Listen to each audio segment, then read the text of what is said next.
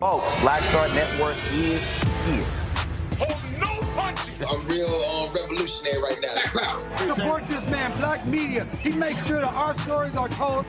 Thank you for being the voice of Black America, Roland. Stay black. I love y'all. All momentum we have now, we have to keep this going. The video looks phenomenal. See, there's a difference between Black Star Network and Black-owned media and something like CNN. You can't be Black-owned media and be scared. It's time to be smart. Bring your eyeballs home. You dig?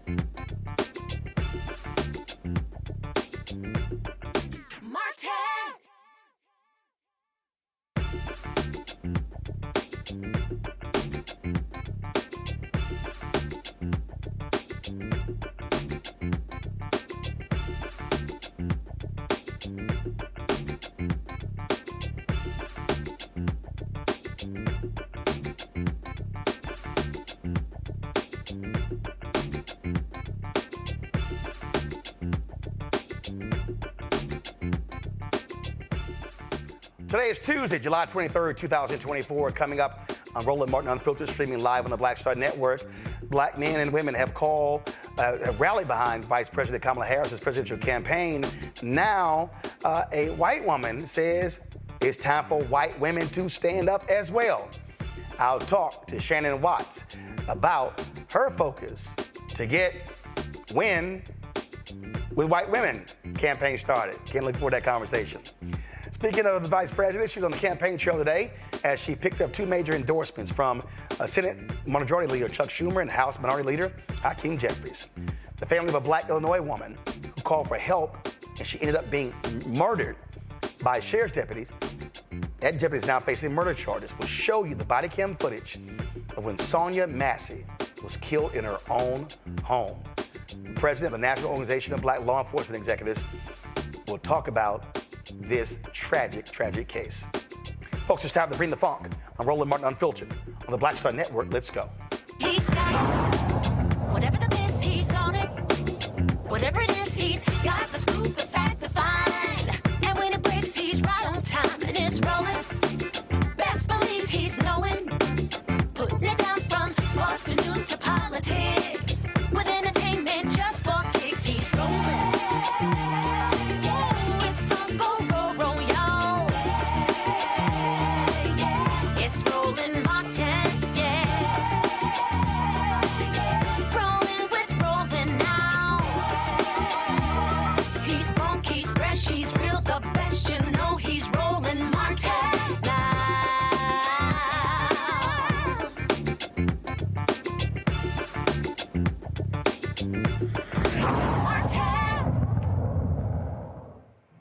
Last night, nearly 54,000 black men signed up for our Win with Black Men call.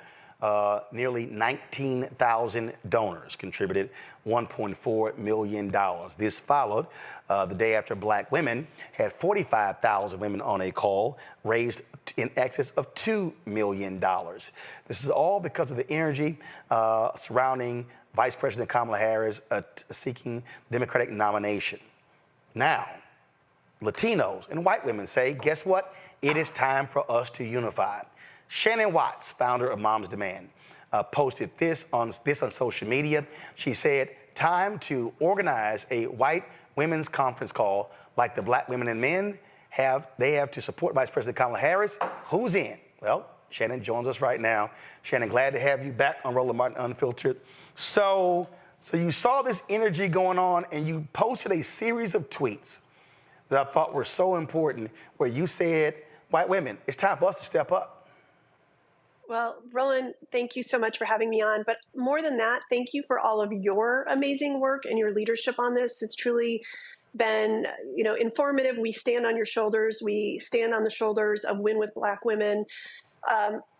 There was a clarion call on that call with so many black women and then so many black men, and that was, white women, it's your turn.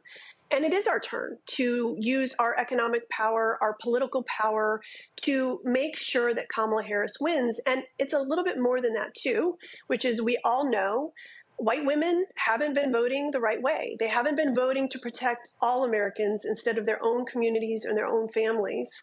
And they need to get outside of their bubble. We have voted for the Republican presidential candidate in every single presidential race except for two since the 1950s. So we have a lot of catching up to do.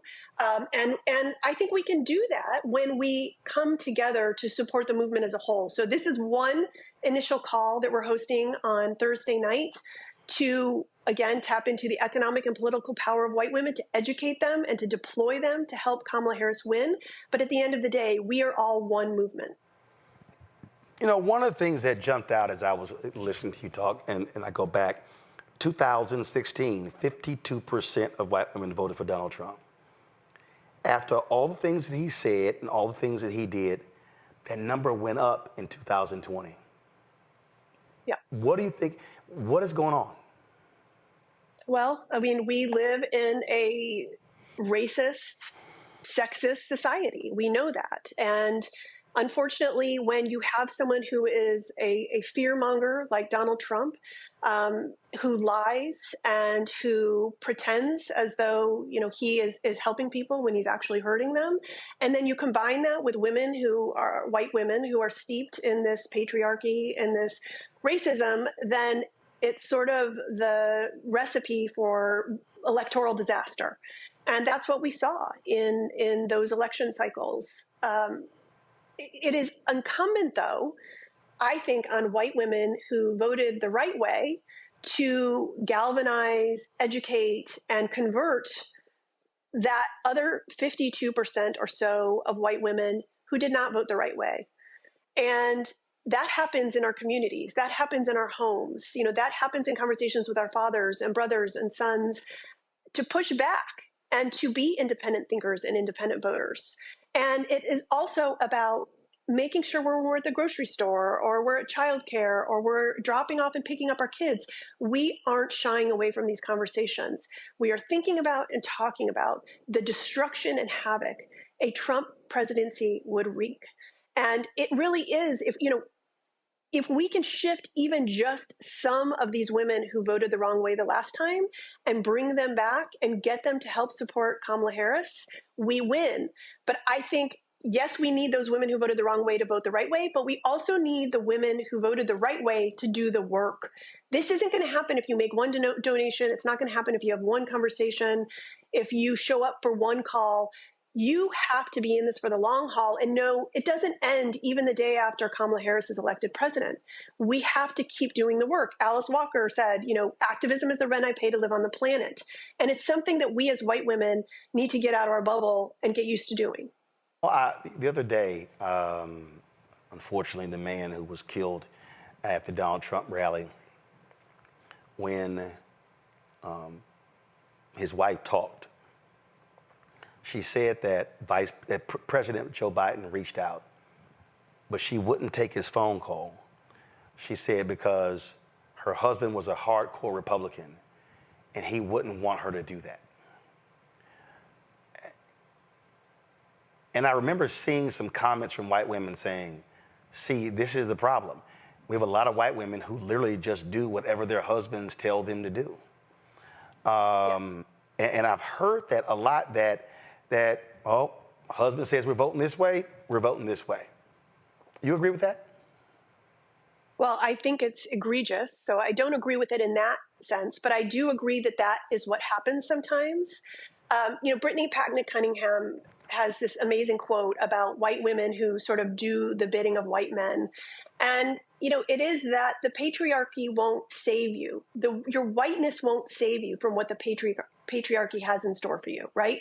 Like, if you think that voting the way your husband votes is going to somehow help and protect you, it's absolutely not true. In fact, look what happens with Donald Trump as president. Look what's happened at the Supreme Court. Look what's happened to our reproductive rights and freedoms. Look what's happened to our safety when it comes to gun violence. President Biden has done an amazing job of trying to protect people, but so much damage was done and so much more destruction will happen if we vote Donald Trump into office again. So this idea that somehow you are protected if you vote the way a white man tells you to vote, is so incredibly misguided. And I think, again, that white women who are on the right side of this issue are very well equipped to have those conversations of conversion. We know these women, right? We're friends with them. We're their daughters. We're their sisters. We're, in their neighborhood. And we have to be uncomfortable. We have to get comfortable being uncomfortable. What has been the response so far from your clarion call? It has been overwhelming.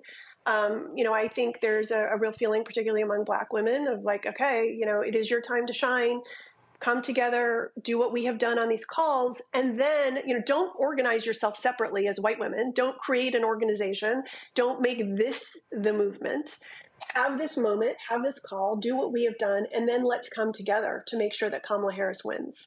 And that's exactly what we intend to do. In fact, there's talk after this call that we're having, and you mentioned other calls, Latino women and Southeast Asian women and on are all having similar discussions where they're raising money and educating, then we all come together and, really do the work, roll up our sleeves, and in the next 100 days, elect Kamala Harris as president. You're absolutely right. We have seen the information. Anna Navarro was on the Black Women Win with Black Women call, and she was like, hey, y'all need to help us Latinas to do this. Well, guess what? That call is actually taking place, and that's actually happening tonight at 8 p.m. Eastern, and they sent that out, though. So it's just very interesting just watching the energy. But what it also says, Shannon, it also says somebody has to start it. I always talk about movements, and the reality is you founded Moms Demand, and listen, y'all went from this to this. And what I'm always saying is a movement has to start with one person and one idea who tells another person, who tells another person, who tells another person, then it exponentially grows. And that's really what happened here. Those Black women, they've been meeting for 4 years. Yep. Now, I know that because I know many of those women, and I know they've been meeting every Sunday night. And all of a sudden, that thing, and even they said they were not prepared for that thing to go viral. Normally, their meeting is closed and off the record, and they were just shocked and stunned how viral it went.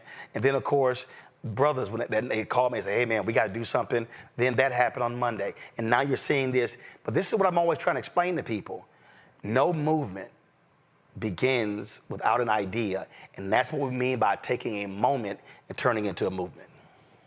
Yes, that's exactly right. And you mentioned the word energy.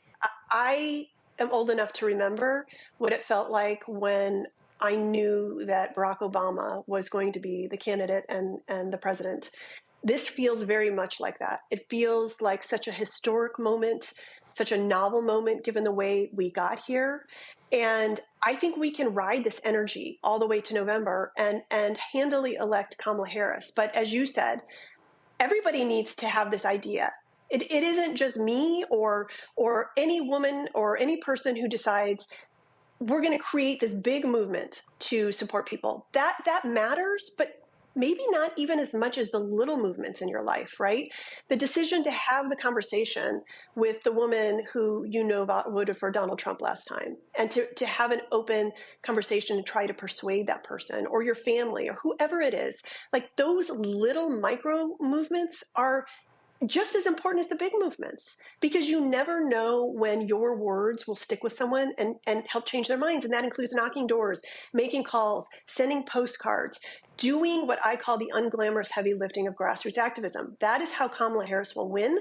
It is not by white women sitting on the sidelines. Shannon Watts, we appreciate it. Thank you so very much. Thank you. All right, got to go to a break. We come back, chat with our panel. You're watching Roland Martin Unfiltered on the Black Star Network. Hatred on the streets, a horrific scene, a white nationalist rally that descended into deadly violence. White people are losing their damn minds. As an angry pro-Trump mob storms the U.S. Capitol, we've seen We're about to see the rise of what I call white minority resistance.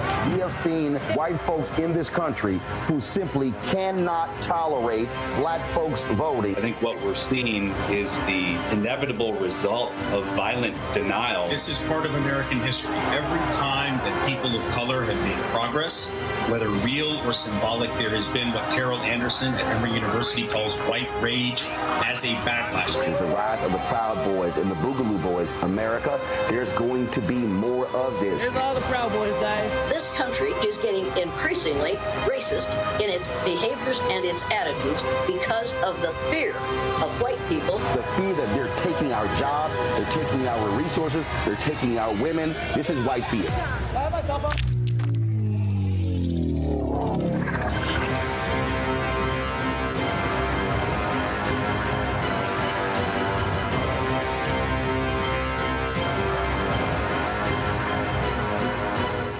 Good job, good pay, good life. Would you be willing to walk away from it to achieve real wealth? Well, that's exactly what this woman did. And boy, did it pay off. Once you make the decision that this is the direction that you're going to go in, I do believe that there's power in having a decided heart. Hear her story on The Next Get Wealthy with me, Deborah Owens, America's Wealth Coach, on Black Star Network. Bruce Smith, creator and executive producer of The Proud Family, Louder and Prouder, and you're watching Roland Martin Unfiltered.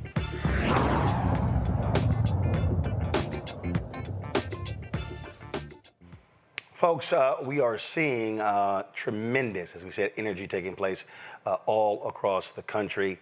And as a result of the change on Sunday when President Joe Biden announced that he was not going to be seeking the re-election, it has been a remarkable 2.5 days for Vice President Kamala Harris as she held an event today, as she, of course, spoke to the campaign staff on yesterday, as we see what is happening over and over and over. And it has been blowing folks away. I just saw an email where Reed Hastings, the founder of Netflix, has contributed $7 million to a super PAC. Those major Democratic donors have ponied up almost $200 million since Sunday evening. And of course, the small donors, more than $100 million raised through Act Blue, and 62% of all those dollars, first-time donors. My panel is Randy Bryant, DEI disruptor out of Washington, D.C., Dr. Mustafa Santiago Ali, former senior advisor for environmental justice at the EPA in Washington, D.C., Joy Cheney, founder of Joy Strategies out of D.C. I'm going to start with you, Joy. When you, again, look at that intensity from that Win with Black Women call. And then you see the call that took place on last night with the brothers. 53,000 brothers. Matter of fact, let me get the correct number. Let me see here. The number of actual participants, 53,862. Folks would be shocked at that number, Joy. You know, they would be shocked by that number, but we are not. First of all, Roland, you called them, so they were coming. But Joteka, Edie, and Holly Holiday called Black women beforehand, 4 years ago. And when they called, they didn't know who was coming. I think they started with 20 or so people. I joined about a year in, and we've been meeting ever since. We've met through Ketanji Brown Jackson. We've met through, Kamala Harris. We've met over and over again, and now we are meeting as she is moving into the role of Democratic nominee. It's just an example of you just have to go out there on faith and then know that if you're doing the right thing and you're creating a space, that people are going to answer. If you build it, they will come. And that is what has happened. And now we're seeing our Latina sisters, our white sisters, our Asian American sisters come. We're seeing, hopefully, our brothers of all those nationalities come as well. Anyone who's seeking to separate us is going to make a mistake this time. As Ms. Watts had on Shannon before, this is feeling awfully like Obama. And earlier on, we are ready. This is the moment our nation has been waiting on. Here's the thing here. Here's the thing here for me, Mustafa, that just really jumps out. People are waiting to act. And I guess I think about the movie Field of Dreams, that iconic phrase, if you build it, they will come. And what I'm always trying to say to people is that stop complaining about we need this, we need that. Start it. Start it. And once you start it and you tell some other people, you never know how it's going to blow up. And that, to me, I think is one of the big problems here, Mustafa. People are afraid to start. They're afraid to. Jamal Bryan said something the other day that who was the Bahamian pastor who passed away in the airline crash? It's escaping me. Miles Monroe. He said Miles Monroe would often say, the place in the world with the greatest ideas is the cemetery, because so many people were afraid to actually live their dreams out. Mm. Yeah. That's powerful. You know, I'm reminded also, Sam Jackson says, why don't you raise a ruckus and you can make a change? You might not be popular, but by the end of the day, you'll be able to see how things have actually moved forward. You know, last night was incredible. The night before was incredible. I was blessed to be able to listen in a little bit. Man, it was crazy. So my man Keenan just hit me and said, people are still registering and watching the replay on StreamYard. So we've added an additional 1,100 folks who've registered. That's crazy. Go ahead. There's a hunger, right? There is a hunger in our community and beyond our community to make real change happen and to be a part of it. And often folks do wait until somebody lights the match, if you will, that initial flame to get folks going. You know, when I was, it was amazing because I hadn't felt this way in a long time. The last time I did, I was a student organizer for a Million Man March. And when we were in that sea of blackness, of all these amazing black men who were committing to their community to do the things that were necessary to make change happen, was one of those moments in the not so distant past. And then last night, to once again to be surrounded by all of these folks who are committed in action, committed in actually making and giving resources. And y'all know who are watching this show, to get black folks to give up their money means that they got to feel and know that there is something real that's right there. And you could feel that energy. But it wasn't just about energy. It was about actually taking tangible actions and strengthening those black men's organizations who are actually out there on the ground, knocking on doors and talking to folks, making sure the resources make it to the vice president so that she has what she needs to deal with all the things that are going to come to her. But as you said before, it all starts with that first person who says, you know what, we can do this, and reaching your hands out.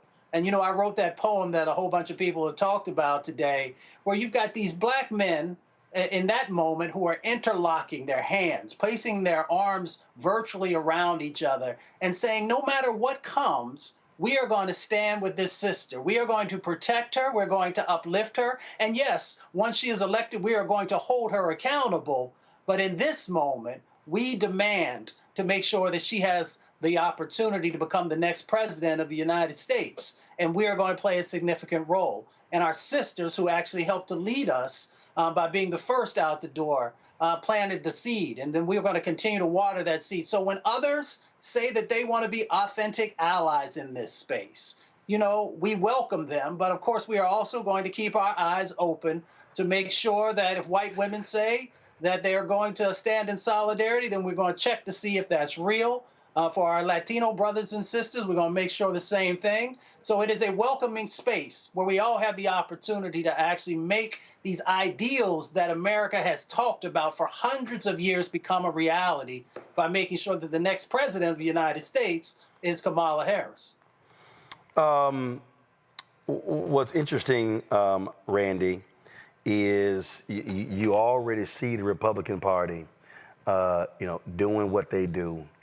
I saw this video where, and this representative from Tennessee always is showing how racist he is, and you got the usual people, and boy, these Republicans, you can't say the N-word publicly, but they sure can't say DEI, and so listen to Larry Kudlow on Fox talking to that idiot Senator Tommy Tuberville of Alabama. Watch this. And of course, her whole history is DEI, diversity, exclusion and equity. Can you hear me I now? mean, inclusion and equity. I mean, what does that tell you? It's totally woke and it's anti-cops, among all the other things, putting the economics aside. More DEI, defund the police, eliminate ICE, never even talk to the chiefs of the Border Patrol. I mean, really? How's she going to stand up to that? Well, she's for globalization. She's for one world government. She's for this country going the way of socialism, maybe even farther than that. There's no way the American people are going to go for that.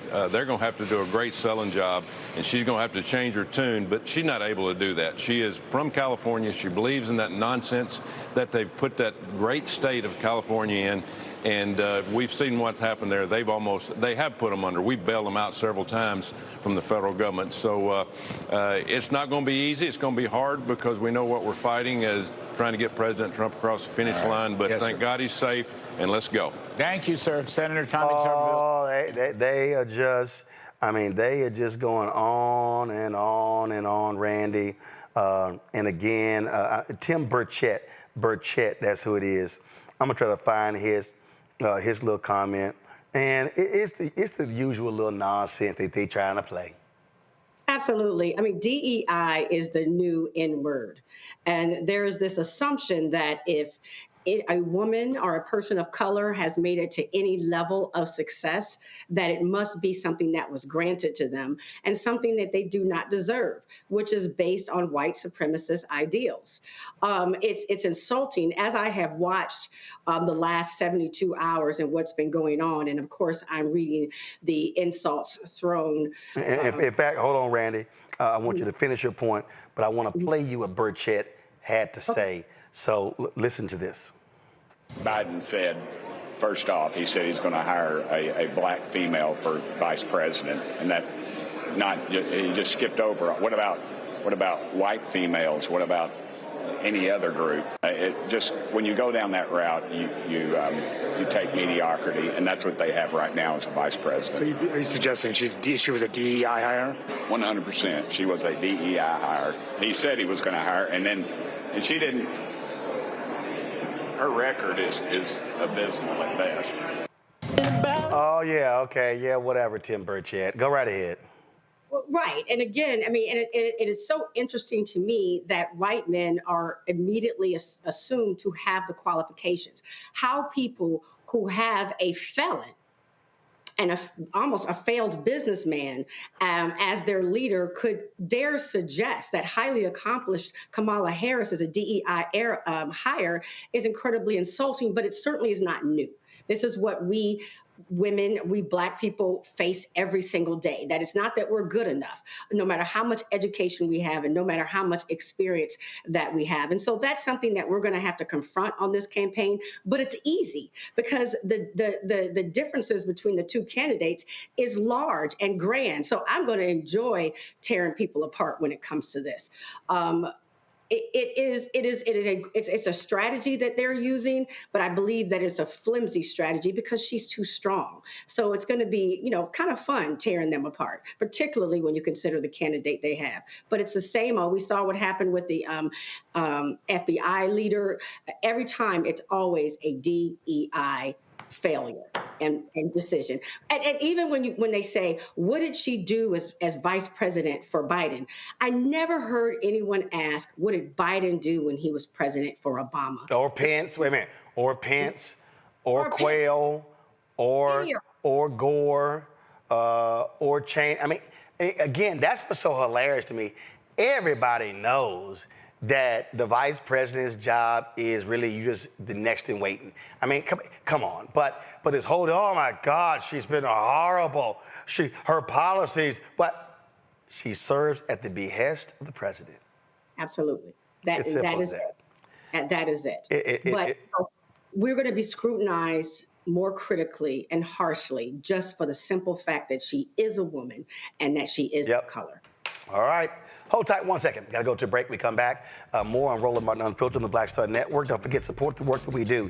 Join our Brina Funk fan club. Send your check and money order. P.O. Box 57196, Washington, D.C. 20037-0196. Cash App, $RM Unfiltered. PayPal, R Martin Unfiltered. Venmo is RM Unfiltered. Zelle, Roland at RolandSMartin.com. Roland at RolandMartinUnfiltered.com. We'll be right back.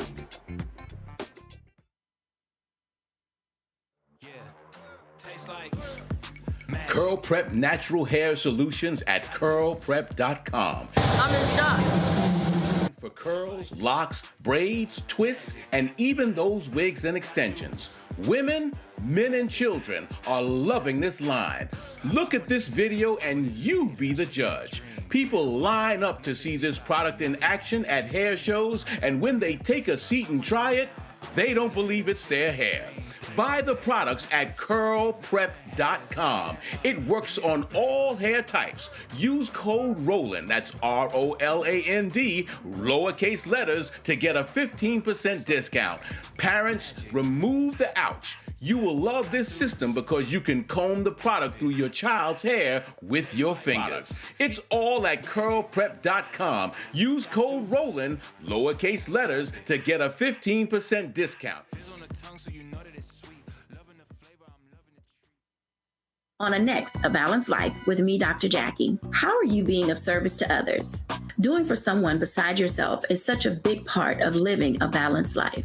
We'll talk about what that means, the generation that missed that message, and the price that we're all paying as a result. Well, now all I see is mama getting up in the morning, going to work, maybe dropping me off at school, then coming back home at night. And then I really didn't have any type of time with the person that really was there to nurture me and prepare me and to show me what a life looked like and what service looked like. That's all on a next, A Balanced Life with me, Dr. Jackie, here at Black Star Network. Hey, what's up? Geek Tony in the place to be. Got Kicked Out Your Mama's University, creator and executive producer of Fat Tuesdays, an air hip-hop comedy. But right now, I'm rolling with Roland Martin, unfiltered, uncut, unplugged, and undamn believable. You hear me?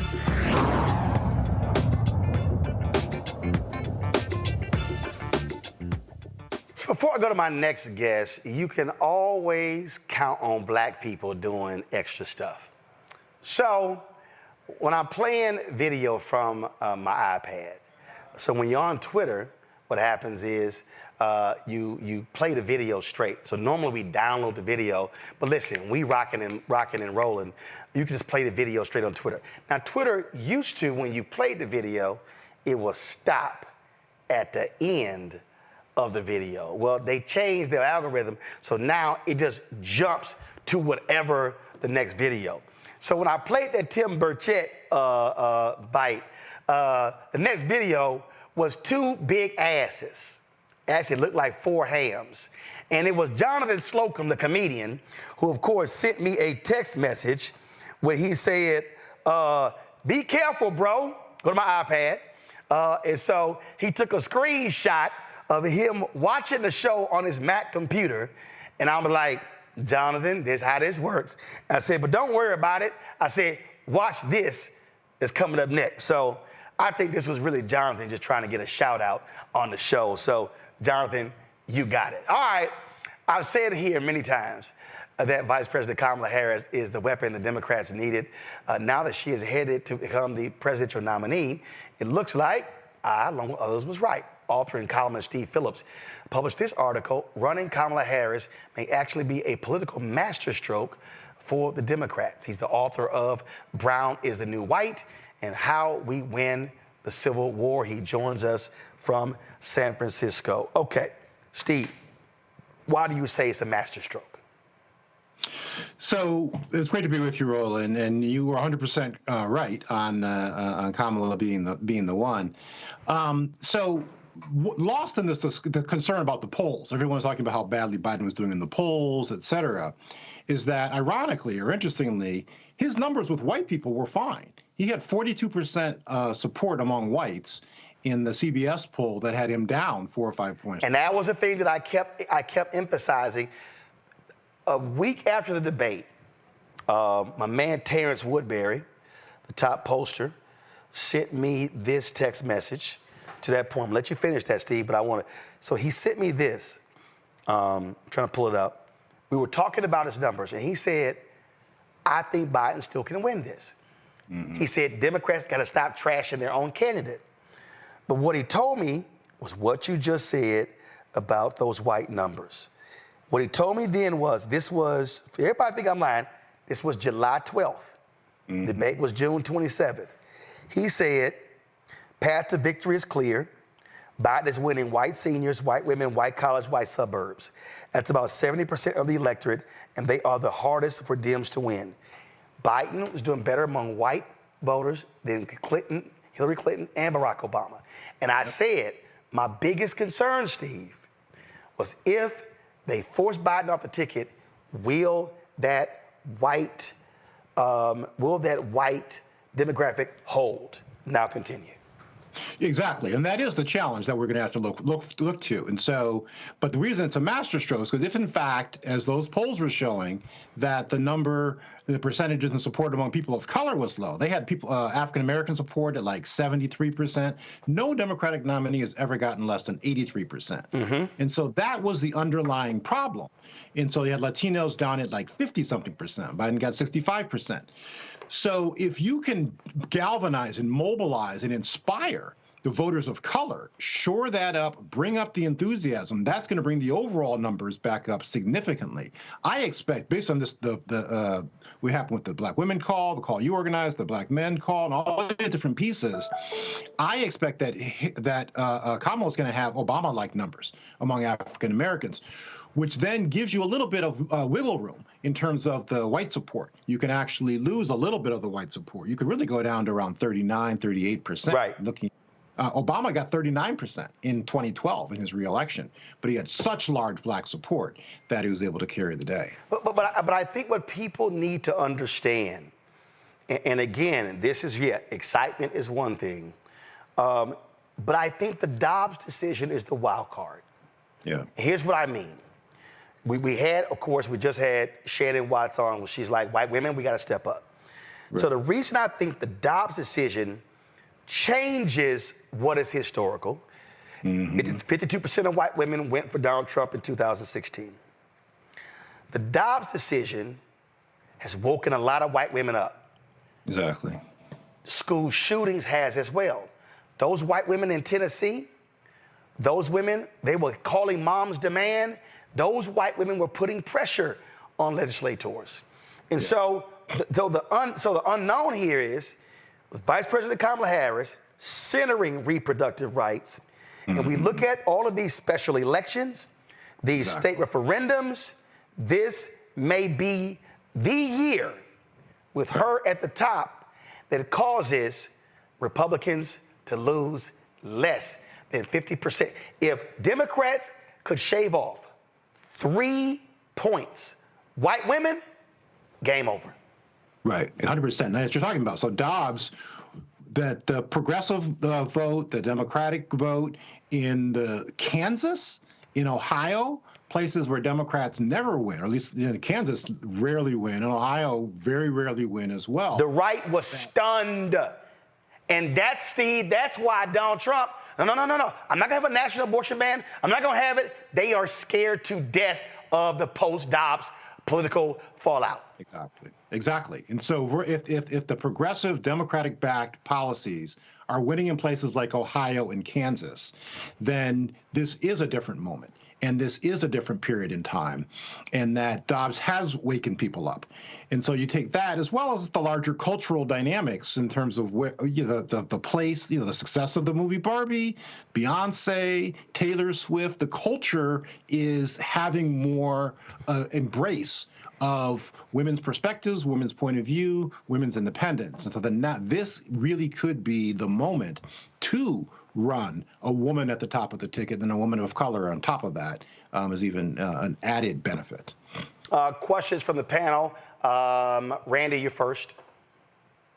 Hi, thanks for being here. What I am wondering when we talk about how we need to just get a small percentage of white women, what do you think the key is to that? I mean, just referencing back to the guests before, like, what do you think is going to make the difference in that now? Well, I think that the Dobbs piece is the most promising aspect of that, and not only hopeful, but that's the evidence that we're seeing. In that the last time, I mean, we had a moderate Democratic governor in Kansas, but we don't win in Kansas, and so was that a one-off? Democrats have lost statewide, I think, almost every election since the last time Sherrod Brown ran in Ohio, statewide, and yet that ballot measure around women's reproductive freedom did extremely well and passed.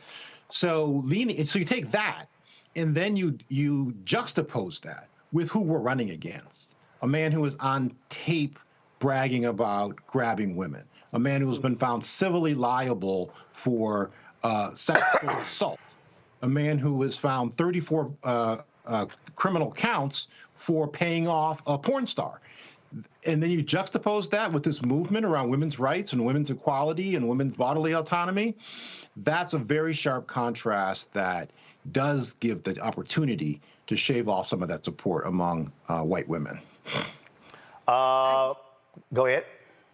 I just hope that their memories are long, because it seemed as if there was a lot of rhetoric before the last election, but when it came down to voting, when it actually were more white women voting for Trump, I was absolutely surprised. So I hope that this campaign this year does a good job of reminding white women about Trump's history when it comes to, and Trump's, what his decisions are now when it comes to women. Yeah, and I think it's actually going to be all of us. And so I think you've been talking about it on the show here, but those of us who were there early in the Obama years, 07 in particular, this is like that in terms of its feel, it's the movement cause, the intensity of it. And so that level of grassroots enthusiasm is going to also reverberate out and impact other white women, frankly. Well, be in relationship with people that they have accountable to. Well, I mentioned the white women call on Thursday. Yes. The Latina call tonight. Go to my iPad. South Asian women for Harris. They having a call tomorrow. I mean, so Steve, you're right. Again, you're seeing that momentum, how that ball is rolling. Joy. Yeah, Mr. Phillips, I'm so glad you're on. I agree with so much what you're saying. I mean, my question for you is, yes, we want to count votes and we want to count constituencies, but how much of this is about us moving from yes, we would have won to us having to being able to blow it out of the ballpark so we can definitively put down this anti-American, anti-democracy, frankly, anti-holy campaign and movement of Donald Trump and MAGA. I feel like we got to do more than just barely squeaking it out. We would have taken it. But with Kamala Harris at the top of the ticket, we have the ability to put down what has really been a destructive movement in our nation. And frankly, what was creeping across the world, and other countries are putting it down, authoritarianism in their worlds, we got to do it in their countries and we got to do it in ours. And this is an opportunity for us to do it with Kamala. Absolutely. There's so much. Isabel Wilkerson in her book Cast talks about comparing what happened with Trump in 2016 to a pathogen being unleashed. And that's what's happened in this country and within this world. And so if you've seen people like Elon Musk and other people and all these attacks on DEI, et cetera, they have been emboldened and empowered to give rise and give voice to their most pro-white sentiments in ways that people wouldn't have said before. But now to go up against a movement and a candidate who's a woman of color and who is talking about the diversity of the country, unifying people, not this division and hate, it's so inspiring that it is very much like 2008 in ways that Obama galvanized the electorate in ways that had large ripple effects. The House is in play. We really should take back. We should never have lost the House, frankly. The Senate, holding the Senate and then winning the White House, creates an opportunity not just to make history to elect Kamala to the White House, but to pass a policy agenda. All it takes is a majority vote in Congress and the signature of the president to expand the Supreme Court, which has been hijacked by Trump and by the right wing. And then you can move forward a whole significant agenda, a public policy agenda, which speaks to the growing multiracial majority and not to the reactionary and fearful minority. So the potential of what is possible, not just between now and November, but over the next 4 to 8 years, is enormous. That's right. That's right. Folks, Mustafa. Yeah, well, Mr. Phillips, thank you for your scholarship. I've had the chance to read a couple of your books, and then, of course, the most recent Guardian article. You know, in the two previous conversations you've had with the panelists, I'm curious. We take a look back to Obama and him doing his due diligence and deciding who his vice president would be, and through that calculus, figuring out if it helped him to be able to garner the votes that were going to be necessary. What type of person would be necessary for Vice President Harris to be able to shore up these votes that we've been talking about here over the last few minutes? So it's not going to be decisive. I mean, as we're seeing over the past, just 48 hours, the momentum and the movement and the transformative nature of Kamala's candidacy in and of itself, I actually believe, is going to propel this candidacy and this ticket forward. And so we shouldn't get too hung up on that. So there's a very significant strategic calculation. And I don't frankly know which way to go with it, to be honest with you. It'd be interesting to see. So we can go the traditional route, which would really do what Obama did and choose more of a moderate white man to balance the ticket, calm the fears of white people, and to make a geographic play. So potentially somebody in the Midwest, et cetera. And some people are talking about Roy Cooper or Mark Kelly out of Arizona, right? Battleground state white guy. Or Andy Beshear out of Kentucky, the governor. Exactly, right. Andy Beshear, where J.D. Vance supposedly is from Appalachia, right? So that's one route. The other route is to do more what Bill Clinton did and double down on the gestalt of the moment. And so rather than balance his ticket, he went with another young white Southerner, which people thought was a crazy idea, but he rode the wave of that moment. And actually, I ran for office in the school board in '92, and I know that there was this generational call, this generational new leadership stepping forward attitude and mindset throughout the country. And so do you double down and choose a woman? And for all the reasons we were just talking about, and go full bore and really define that ticket on the Republican side as being the anti-women, anti-reproductive choice, anti-bodily autonomy people, which they are, and then ride this enthusiasm of women and potentially bring along more of the white women in that regard as well. I think either route is defensible, and I think either route will play out, frankly. And so it'll be interesting to see which calculation Kamala and her team makes. Mr. Phillips, can I weigh in on that? Go ahead. So I was going to say, you know what? I think you're so right. The real story here is that we have very few bad options. We have very few bad options here. Many people were ready to vote for Joe Biden, but he's pulled out. Many more people, I think, are ready to vote for Kamala Harris. And then we have fantastic VP candidates, really a deep bench, and that was something that we did not have for a long time in Democrats. We have a deep bench. You want someone a little older, we got Roy Cooper. You want younger, we got Josh Shapiro, Andy Beshear. You want someone middle of the road who's a senator who has this Americana astronaut, we got Senator Kelly. And then we also, of course, have Gretchen Whitmer. She said she's pulling out, but you never know. You never know. We love that she is a campaign co-chair. There are no bad options here. What you know is that we're ready for something new as a nation. We're ready to move into a new era. And so that's what's so exciting. And people feel it, and you are right. It feels like when we elected Barack Obama. We're ready. Yeah.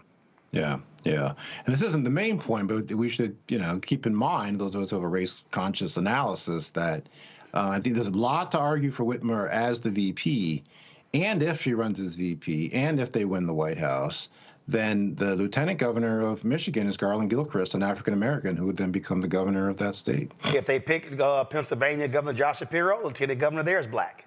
But here's what I love, Steve. I love the fact that when Obama picked Biden, and everybody kept saying, well, he needs a white man, he needs this, he needs that.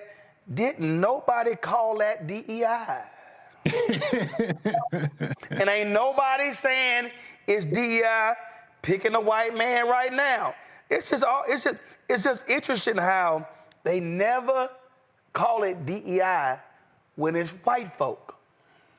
And then Trump choosing J.D. Vance, who is probably the least experienced person to ever be chosen for vice president. He's been in public office for 17 months, and you haven't heard anything about his lack of qualifications for the office.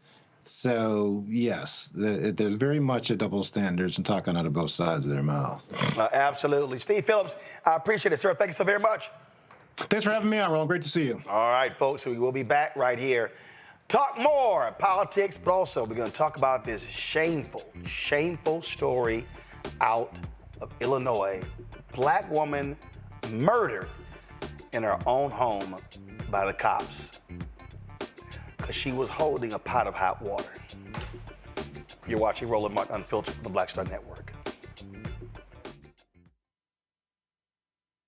When you talk about blackness and what happens in black culture, we're about covering these things that matter to us, speaking to our issues and concerns. This is a genuine people-powered movement. There's a lot of stuff that we're not getting. You get it, and you spread the word. We wish to plead our own cause.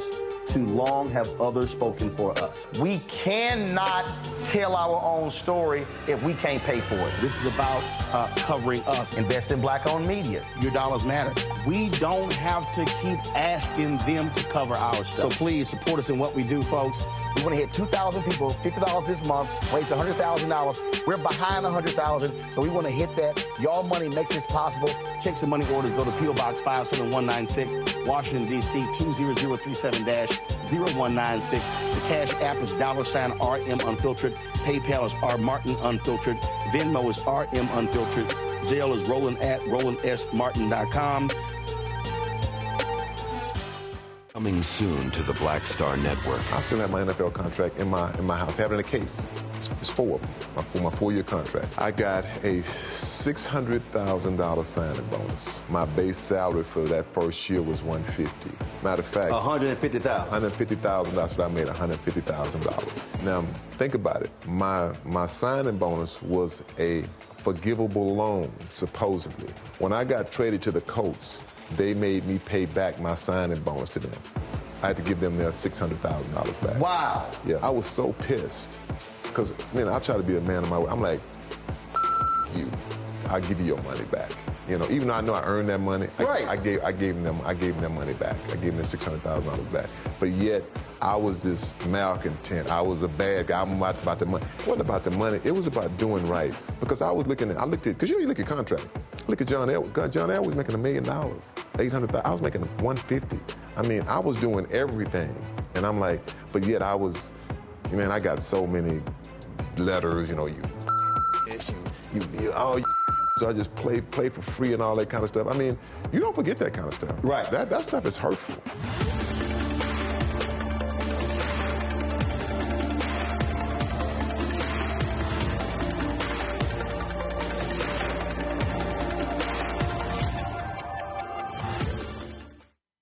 Hello, I'm Paula J. Parker. Truly proud on the Proud Family. I am Tommy Davidson. I play Oscar on Proud Family, Louder and Proud. Hi, I'm Jo Marie Payton, voice of Sugar Mama on Disney's Louder and Prouder, Disney Plus. And I'm with Roland Martin on Unfiltered.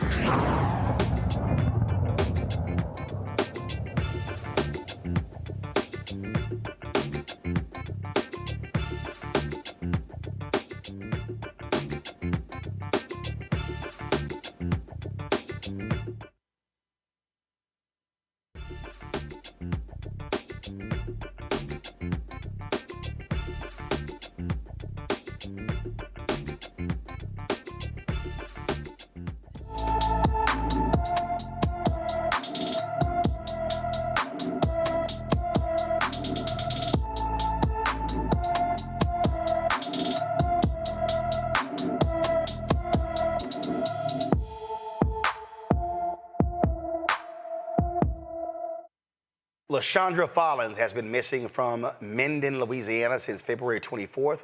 The 17-year-old is 5 feet 5 inches tall, weighs 110 pounds, with black hair and brown eyes. Anyone with information about LaShondra Follins should call the Minden, Louisiana Police Department at 318-371-4226, 318-371-4226. Folks, there's a stunning and shocking story out of Illinois. The body cam footage regarding the murder of 36-year-old Sonya Massey has been released. Folks, this shooting took place on July 6th after deputies with the Sangamon County Sheriff's Office responded to a call from her of a prowler. Charging documents indicate that Sean Grayson drew his gun and threatened to shoot Massey in the face. Grayson aggressively yelled for Massey to put down a pot of boiling water. As Grayson drew close to her, he fired 3 times, striking her once in the face. Grayson did not activate his body-worn camera until then, though another sheriff's deputy, who has not been named, had his activated after arriving at Massey's house. The entire video, folks, is 34 minutes. I saw the video last night, and even I had to turn away when I saw what was about to happen. So let me warn everyone right now. I don't want us to have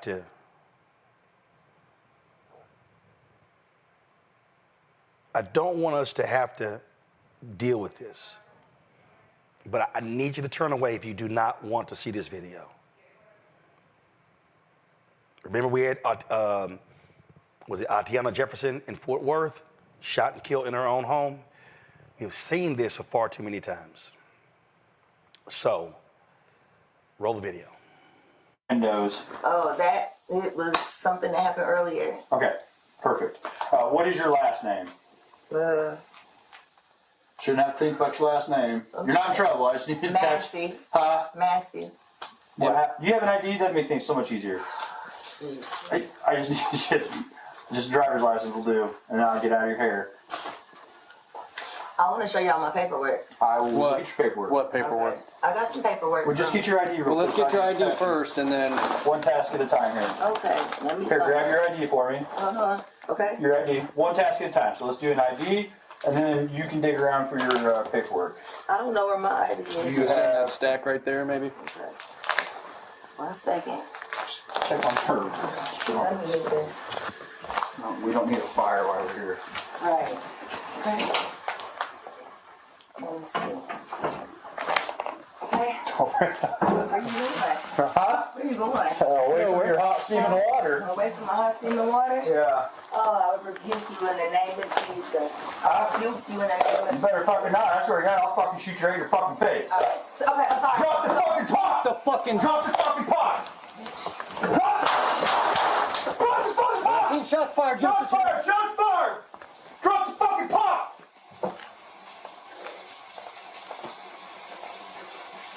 Bring EMS now. We got a headshot wound to the female. Headshot wound to the female. 1078. Fuck. I was on. I'm gonna go get my kit. No, headshot. Yeah, she's done. You can go get it, but that's a headshot. God damn it. God, fuck. Yeah, I'm not taking fucking boiling water in the fucking head. Hey, look, it fucking came right to our feet, too. God damn it. Fuck. God damn it. You good? I'm good. You good? Yeah, I'm good. What's you got? Let her fucking just... God. Isn't that what you do, man? Fuck.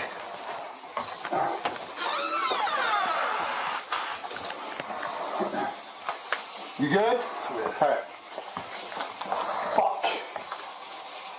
Well, I mean, you know, what else do we do?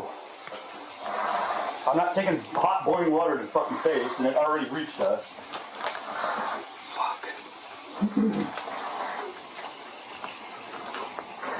They got a 52 en route? Yeah, 1078.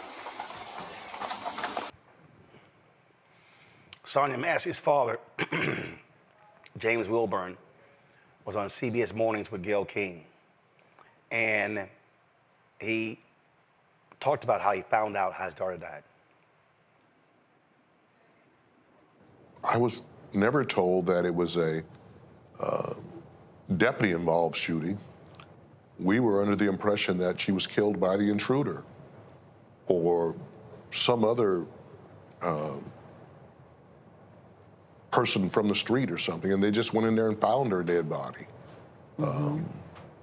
I did not find out that the deputies killed her until my brother asked for Sonya's address, and I gave it to him, and he said, "Brother, this says deputies involved." And I'm like, "What are you talking about?" But we were all misled to believe that. And then there was a story that this was self-inflicted, a self-inflicted gunshot wound.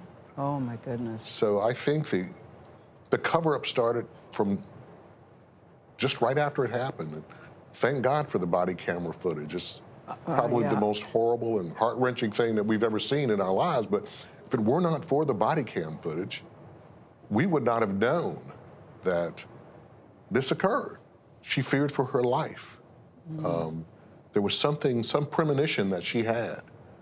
And it seems like he was just an emissary of Satan. And that's what caused him to do what he did. It's just unexplainable. Grayson, the cop who shot and killed her, who murdered her, he's worked for 6 law enforcement agencies in 4 years.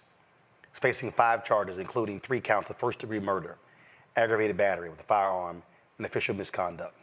Presiding Circuit Judge Ryan Cadigan said Grayson's callousness during and after the shooting, including not rendering help to Massey, was one of the reasons he ordered Grayson to continue to be detained pre-trial. Joining me now from Atlanta is Rodney Bryant, president of the National Organization of Black Law Enforcement Executives. Rodney, you see that video. You hear this congenial conversation.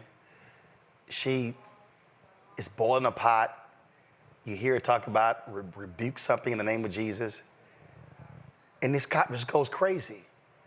Later, he tries to claim, oh, I don't want to get hit with a pot of boiling. She wasn't even threatening to hit them with the water. What? Just share with what the hell you just watched. Roland, first of all, thank you for having us on this show. And my prayers go out to the Massey's family. This is once again, we're reviewing a tragic situation that plays out live for our country to see. It's quite disturbing. It's disturbing for any father to be able to see that this could happen to their child. It's disturbing to our community. I've had a number of calls as it relates to this video and the outrage that is being poured out. But again, we're seeing this play out once again, and we can no longer just continue to pray for families. We can no longer just march. There has to be more aggressive action that take place, that we make sure that this stops. We just can't be here again. I mean, you're watching it, and this sister is just talking, and she called the cops about a prowler. And here's what I don't understand. She called about a prowler. Why in the hell are they inside having this extended conversation, and she ends up getting shot in the face? Yeah. I can't get into, because I don't have all the answers on how they were able to get into the house and why they were able to get in the house. But clearly, the parts that we see on the video appears to be inexcusable. When people are calling for assistance, that is what they're looking for. And there was nothing in this video that we see readily that will give us any indication that this is how this should have turned out. It was just unbelievable. And I mean, this is the beginning of the video right here. And you know, there are just no words for what we just saw. And this cop absolutely should have been charged with murder. Yeah, I think the attorney in that area did the right thing. They worked speedily to bring the charges, and what the judge is doing as it relates to it from what we're seeing. I think that the system is at this point doing what it's supposed to do, but we'll continue as Noble and other partners, we'll continue to monitor this to make sure that justice is brought for this family and this young lady, Sonya Massey. Indeed. Rodney, we surely appreciate you joining us. Thanks a lot. Thank you for having me. I just have no words, Mustafa. I mean, we do these stories over and over and over again. There's a black woman who thought there was a prowler outside of her home. She calls the cops, thinking they're there for protection. They're having this conversation inside. She's boiling some hot water, and this cop gets the impression that she's gonna douse them with hot water. I didn't see any moment in that video where she even attempted to throw the water at them, and they shot her in the face. I mean, it's hard to watch. But the reality of the situation is that they still don't see us. They don't see us as human. And we need to stop pretending like there are officers that do. Now, that's not to say that there are not some good officers that are out there. We've talked about that before on the show. But people see us as sacrificable. So as you begin to unpack this, you have to ask the question, how is it that this officer worked at 6 different places in 4 years? Right there, right there, red flag. And what was the reason why he was, moving around so much? And we know that there are officers who can be bad officers, and they just move over to another place. We've seen it time and time again. We also know that, and I've been a big advocate for this, I've written legislation that I tried to get passed, that we need to actually make sure that there are these psychological evaluations of police officers every 6 months. And that is because it is a hard job, it is a stressful job, but there are also individuals who continue to also have mental health issues, who are carrying a gun and who have the ability to take a life in a second. The other part of it is that sister did nothing to justify his actions. He locked in. And he said, I'm going to shoot you in the face. He said, I'm going to shoot you in the face. That's something that you see on a TV show. You shouldn't be hearing anything even remotely close to that. The other thing is that I grew up on gun ranges. I know that you can shoot somebody in the arm or the leg. You don't have to shoot center mass. You definitely don't have to shoot anybody in the face. This was intentional. He had made a decision to shoot this person in the face, a human being. But he didn't see a human being in front of him. He saw a black woman. He saw a black face and made a decision that he had the right to take her life away. He thought that privilege told him that he could do it. He thought he could do it because he thought that he knew he did not have his camera on, and he was praying that his partner didn't have his camera on. Then the first thing you heard after the shooting was he began to try and reframe the narrative and reframe the story so that psychologically it would be in his partner's head of what just played out, even though his partner saw with his own eyes the assassination of the sister.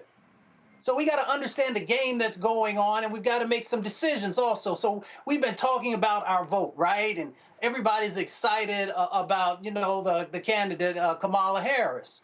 the question really is, yes, we should be paying attention to that, but we should be paying attention on the local and the county and the state level, the individuals that you're allowing to have this power. And are we actually asking the tough questions of individuals and making sure that they have the right mindset that if we're going to give you our vote, you are also going to do everything in your power to protect our communities, to hold people accountable when they fall short.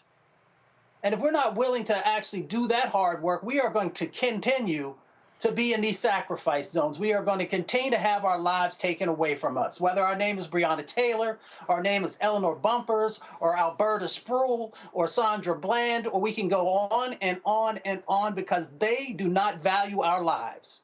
So we've got to figure out how we're going to change that paradigm, and a part of that is by holding them accountable. And of course, the other side of it is the side where we have the litigation, but that is too late then, because we have already lost another individual who's a part of our family. Randy. This is a heavy one.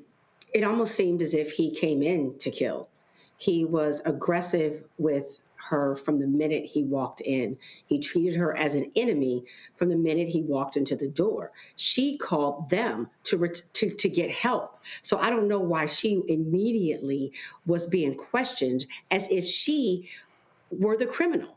And that's the problem. I believe that we are seen as criminals and viewed suspiciously from the moment that some of them are around us. We talked about DEI. The DEI was always created to manage or to balance out the privilege that white men receive. Here you have a white man who's been able to go to 6 different police departments in 4 years. Tell me who else could do that. Tell me who else who clearly was unsuccessful doing their job, that they had to leave 6 times in 4 years, that can continue to have a job, particularly a job that is as sensitive as being a police officer is, because we see that allowing something like this to happen can be dangerous, can be fatal. I'm sick to death of having these conversations all of the time about us losing innocent Black people, particularly Black people who are calling simply for help. This woman, they found the car. The car had 2 broken windows. Clearly, here she was the victim already, and then to secondly, again, be victimized by the very people that she was trying to get help from. My heart goes out to the Massey family. I cannot imagine what they must be feeling right now, because we're all hurting. We're all hurting when we see something like this happen. And that change has got to come. Change has got to come. Joy. Yeah, no, the change does have to come. And on that, I mean, we could have had the George Floyd Justice and Policing Act, right? And that is one of the unfinished items from this administration, from these last 2 congressional sessions. And it's what we're going to have to fight for. It's what's on the ballot. We have to make sure we are holding police departments and states accountable for what happens with their police officers. It's not about training. This wasn't about training. This is about the fact that you can have a rogue person on the force moving from place to place. We'll find out more about him. And I guarantee there will be red flags that suggested he shouldn't have been out there with a badge and a gun to begin with, right? He shouldn't have even been in this position of power. But we're also going to find that no matter what we do in terms of training and policies, et cetera, that's important. But it's almost too late. You have to also have the right type of people on the force. You have to have the ability to get rid of the people who are the wrong types of people. And you have to give people an internal calculus. If I do this, they're going to be able to sue my family and not just take my future, but the future of my family, because I'm not going to be immune from my behavior on the force. We have to make it so that they see the cost of behaving like this, that this kind of OK Corral cowboy without regard for human life is not acceptable. And their family members have to put pressure on them to say, don't be this person. Don't be this person. you can ruin our entire lives.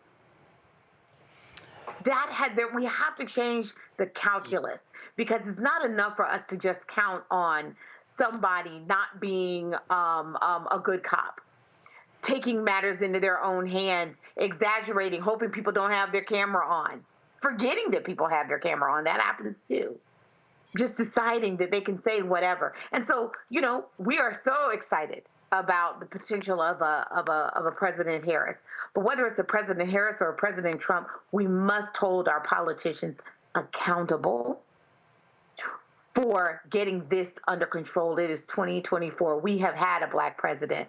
We are on the cusp, hopefully, of the first Black female president. We cannot have Black women and Black men killed in their own home, holding boiling water, a threat to no one, and have two cops seek on camera to try to fix things up. It's just unacceptable.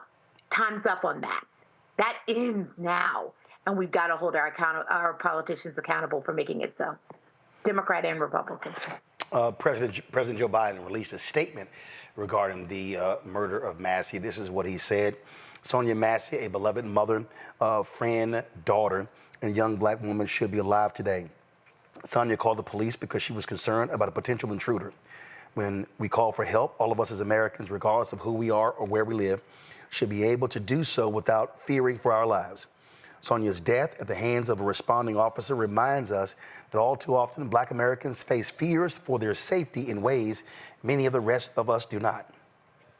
Sonya's family deserves justice. I am heartbroken for her children and her entire family as they face this unthinkable and senseless loss. Jill and I mourn with the rest of the country, and our prayers are with Sonya's family, loved ones, and community during this devastating time. I commend the swift actions that were taken by the Springfield State's Attorney's Office. While we wait for the case to be prosecuted, let us pray to comfort the grieving. Congress must pass the George Floyd Justice and Policing Act now. Our fundamental commitment to justice is at stake. Vice President Kamala Harris also released a statement regarding the death of Massey. This is what the Vice President had to say. Sonya Massey deserved to be safe. After she called the police for help, she was tragically killed in her own home at the hands of a responding officer sworn to protect and serve. Doug and I send strength and prayers to Sonya's family and friends, and we join them in grieving her senseless death. Our thoughts are also with the communities across our nation whose calls for help are often met with suspicion, distrust, and even violence. The disturbing footage released yesterday confirms what we know from the lived experiences of so many. We have much work to do to ensure that our justice system fully lives up to its name. I join President Biden in commending the swift action of the state's attorney's office and calling for in calling on Congress to pass the George Floyd Justice and Policing Act, a bill that I co-authored in the Senate. In this moment, in honor of Sonya's memory and the memory of so many more whose names we may never know, we must come together to achieve meaningful reforms that advance the safety of all communities. Got to go to a break. We'll be right back.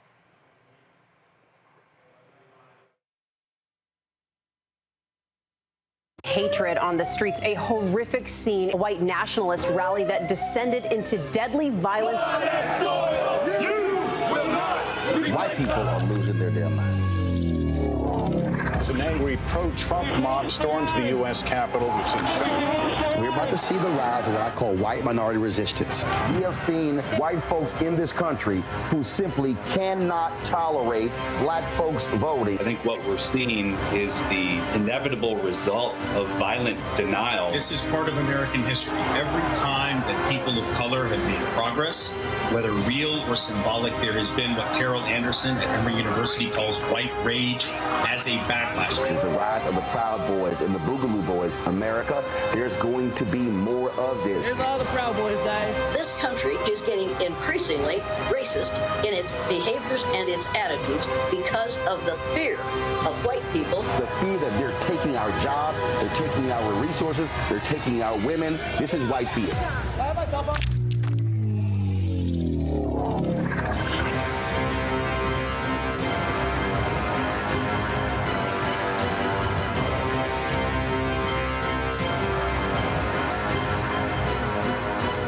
Next on The Black Table with me, Greg Carr, we welcome the Black Star Network's very own Roland Martin, who joins us to talk about his new book, White Fear, How the Browning of America is Making White Folks Lose Their Minds.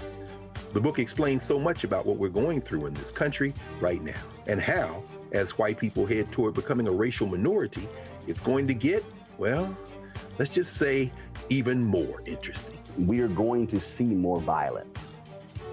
We're going to see more vitriol, because as each day passes, it is a nail in that coffin. The one and only Roland Martin on the next Black Table, right here on the Black Star Network. Curl Prep Natural Hair Solutions at curlprep.com. I'm in shock. For curls, locks, braids, twists, and even those wigs and extensions. Women, men, and children are loving this line. Look at this video and you be the judge. People line up to see this product in action at hair shows, and when they take a seat and try it, they don't believe it's their hair.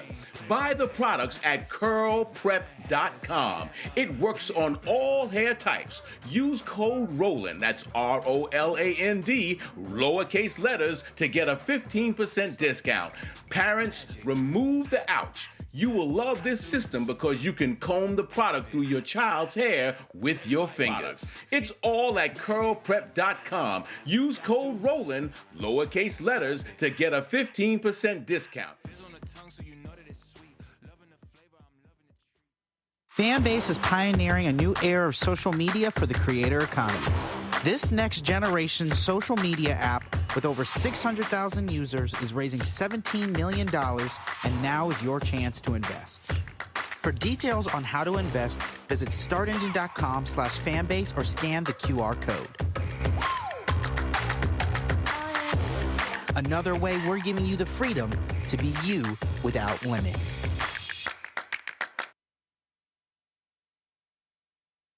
Good job, good pay, good life. Would you be willing to walk away from it to achieve real wealth?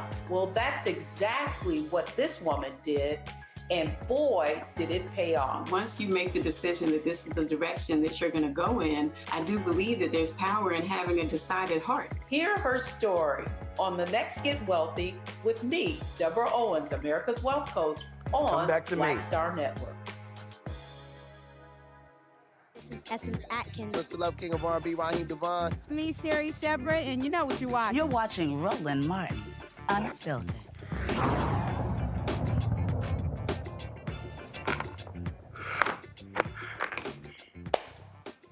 All right, folks, welcome back. At the top of the show, we were talking about, again, these Republicans and how their use of DEI. And thank God you have some Republicans who have honor, integrity, ethics, morals, values, and principles. One of them is Lisa Murkowski, the United States Senator from Alaska. Now, she don't like Donald Trump. She's made it clear Donald Trump should not be at all running. Should be the Republican nominee, and she's talked about that. So on this whole DEI issue, go to my iPad. So she was asked about this here. Murkowski on calling Kamala Harris a DEI hire. Of course it's not appropriate, for heaven's sake. What? Are they just gonna say, if you're not a white male, it's a DEI candidate? I'm sorry, no. That right there was the point, Randy, that I was making earlier. That, and people gotta stop sitting here, dancing around, not really wanna call them out. No, they gotta say, so white boys ain't DEI? When the white boys hire white boys, that ain't DEI? That's how y'all want to roll? See, I'm not going to play their game when it comes to DEI. I'm going to call their asses out. I'm going to talk about when the book, when affirmative action was white. I'm going to sit here and say, was it DEI when we chose like 102 straight white male Supreme Court justices? See, this is when I criticized Bernie Sanders about his criticism of identity politics. When I criticize Bill Maher about the same thing, they always want to criticize identity politics, and it never involves white men. Right, because they are the standard. In their minds and in the way this world has set up, white men are the standard, and anything different is DEI, or we should question if they have the right qualifications. Whereas because they're just accepted, white men, we never question their qualifications. We never question when they're in power. It's fascinating to me that we can have all, president after president of companies and this country be white males almost across the board. And we never question if that's the right thing, the fair thing, the deserving thing. But the minute that someone who is not white and male is considered, that person's a DEI. That person is not qualified. We are making exceptions for that person. Again, what I just said is that DEI was there really honestly to somehow balance out the privilege that white men have in this country and that white women have also benefited from to a certain extent. It was there to balance it out.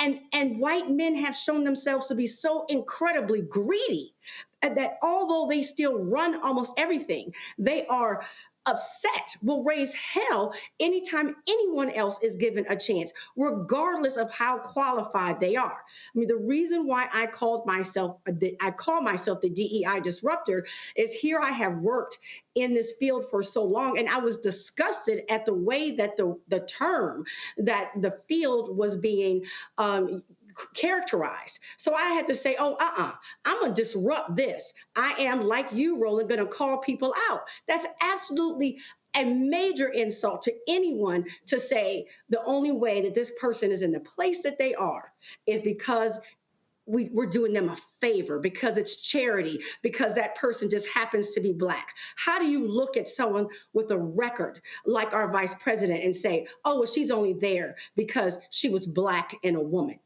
It is one thing to say we are looking for diversity because it's the best thing for a team and still have overly qualified candidates, but they don't want us to believe that.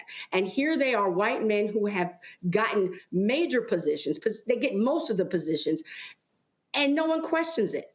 And what I really have been talking to my brothers and sisters about is we need to think about how our own minds are colonized. Because when I hear us say, oh, but can a Black woman do this? Or are we ready? Or all these things, that means that it's our own programming. So to have that way of thinking, to think that we can't do it, or we shouldn't do it, or America's not ready for us to do it, just shows that we have been programmed. And so part of this process, part of this disruption is honestly working on ourselves too, and saying we reject the idea that the only way that we earn anything is because of our race or because of our gender, because we know factually that is absolutely a lie.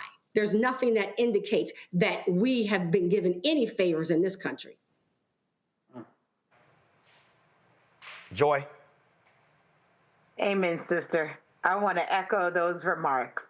That is absolutely correct. I mean, Murkowski, it's funny, I had just posted that on social. I was multitasking. We've had so many presidents of the United States, and they've all been white, with the exception of one, right? Is that not a DEI candidate? I mean, why aren't we saying this? And I'm going to be honest, back to our original thing about our white sisters. Many of you guys are going to be hearing it. I have a friend who's already shared with me that she's hearing from people who have been challenging her with this DEI statement. And she was at a loss on how to respond to it. And we have to give them the tools. They need to discover the tools themselves. Lisa Murkowski got it immediately. Use her talking points. Is it that every time it's not a white man, it's a DEI candidate? Find a new trope, a new slogan. We're done with that. And honestly, I think most people are done with that. I think when you saw the congressman earlier make the statement about Kamala Harris being a DEI candidate, you saw Mike Johnson immediately respond when he was asked about it. He walked away from that. He said, oh, no, we won't be talking about any of that, any DAI candidate. Why? Because he knows, he's done the math, he's seen the internals, and he understands that those messages do not work, including with moderate voters who they will absolutely need in order to win. They needed it if it was Biden, and they are definitely going to need it with Kamala Harris. He cannot win that way. Mustafa. I mean, we know that the system has never been set up for us. They know that. And anytime we move into a space that is either a new space or a space that we're coming back into, they send a very clear signal that you're not welcome here. You're not welcome here because we don't want to have to compete with you, because we understand the excellence that exists inside of your people, and that if we give you a fair chance, then we probably will be shown that our game is not as tight as it needs to be to hold the levels and positions that we have. DEI has always benefited white folks. I mean, I can give you 100 different examples in policy, going all the way back to the Homestead Act, where we said, white folks, why don't you come on across the country? We're going to give you all this land. And we said to other folks, you can't be in this space because we're going to allow our folks to build wealth and strengthen the economy of the United States. The GI Bill, also brothers who went and fought in foreign lands and came back, and people told them, yeah, no, this is not really for you. But we want to make sure that white folks have the opportunity to get educated. So, there is a long history of how DEI has actually benefited white folks and continued to keep us off on the sidelines. But then we flipped the script. And when we flipped the script, that's when they got nervous. And the reason that they're nervous right now is, once again, because they know that excellence that exists inside of us, and that we are no longer willing to accept the status quo. We're going to make sure that we get what is due to us. We pay taxes, an incredible amount of taxes. We're going to get the money, and we're going to get the positions. And if you can't deal with it, get the hell out the way. All right, then, folks, we're going to do a real quick break. We're going to come back. We're going to hear Vice President Kamala Harris' speech today to Democrats. You're watching Roland Martin Unfiltered on the Black Star Network.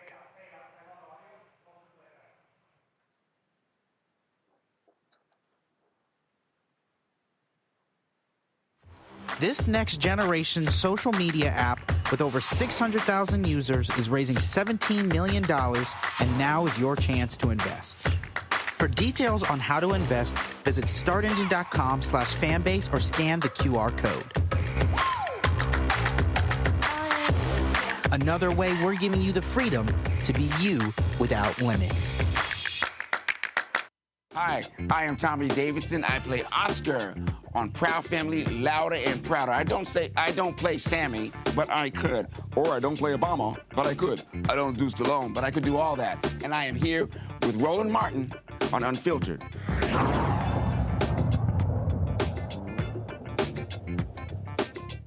Thank you. Good afternoon, Wisconsin.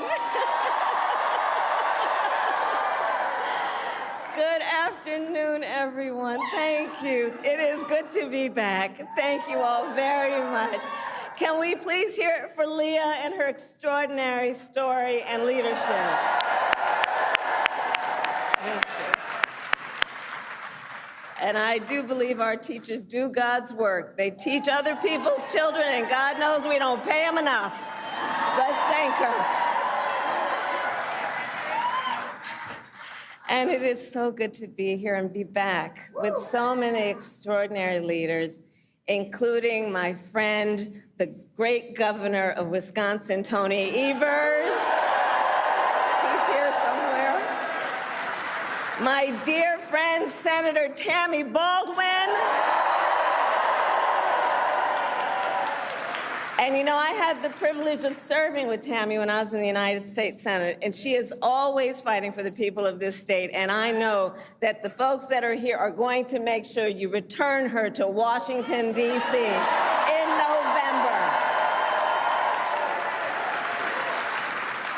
Yes, we are going to elect her back to Washington, D.C.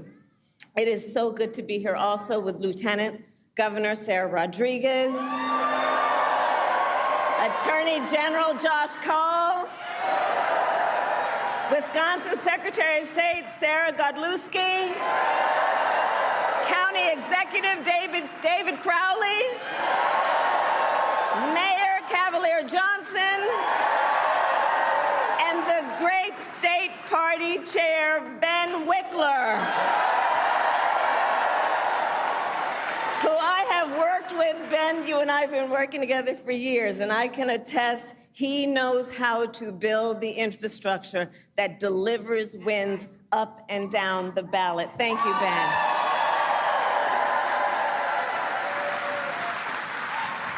So it is good to be back in Wisconsin, and it is great to be in Milwaukee. As many of you know, our state campaign headquarters are in this city. Yes, and there is a reason for that. The path to the White House goes through Wisconsin. Yes, it does. And to win in Wisconsin, we are counting on you right here in Milwaukee. And you all helped us win in 2020. And in 2024, we will win again. Yes, we will. So, Milwaukee, I want to start by saying a few words, and I could really speak at length, but a few words about our incredible President Joe Biden.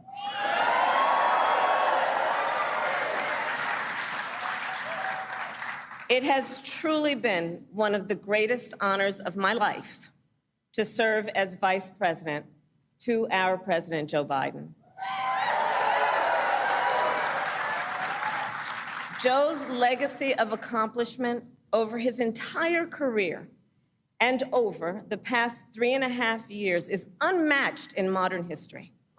In one term, think about it, in one term as president, he has already surpassed the legacy of most presidents who served 2 terms in office.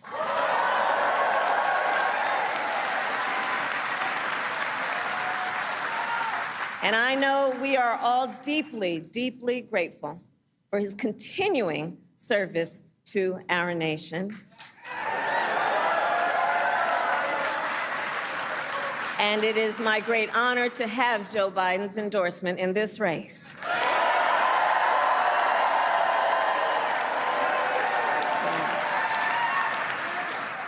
So, Wisconsin, I am told as of this morning that we have earned the support of enough delegates to secure the Democratic nomination.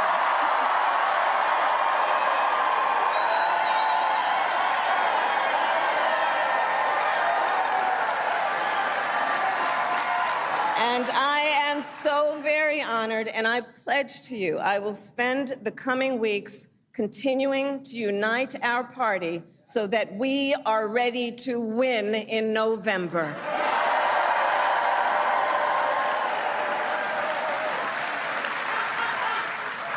So, friends, we have 105 days until Election Day, and in that time, we've got some work to do.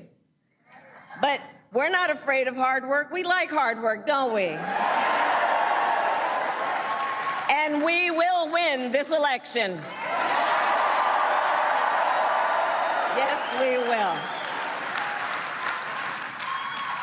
So as Leah told you, before I was elected vice president, before I was elected United States Senator, I was elected Attorney General of the state of California, and I was a courtroom prosecutor before then. And in those roles, I took on perpetrators of all kinds. Predators who abused women, fraudsters who ripped off consumers, cheaters who broke the rules for their own gain. So hear me when I say, I know Donald Trump's type.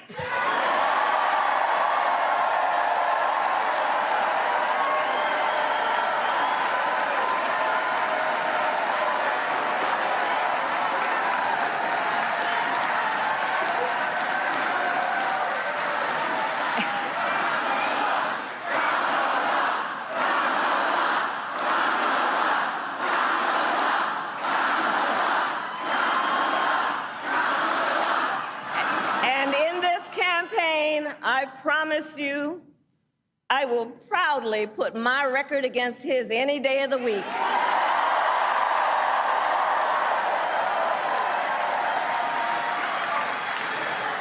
As Attorney General of California, I took on one of our country's largest for-profit colleges that was scamming students. Donald Trump ran a for-profit college that scammed students. As a prosecutor, I specialized in cases involving sexual abuse. Well, Trump was found liable for committing sexual abuse. As Attorney General of California, I took on the big Wall Street banks and held them accountable for fraud. Donald Trump was just found guilty of fraud on 34 counts.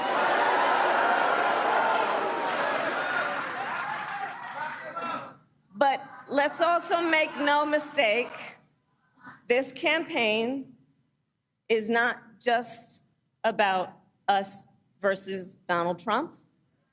This campaign is about who we fight for. This is about who we fight for. Just look at how we are running our campaigns. So Donald Trump is relying on support from billionaires and big corporations. And he is trading access in exchange for campaign contributions. A couple months ago, y'all saw that a couple months ago at Mar-a-Lago, he literally promised big oil companies, big oil lobbyists, he would do their bidding for $1 billion in campaign donations. On the other hand, we are running a people-powered campaign.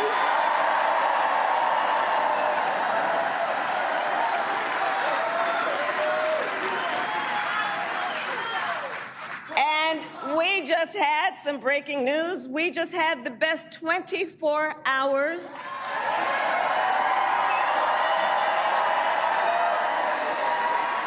of grassroots fundraising in presidential campaign history. All right?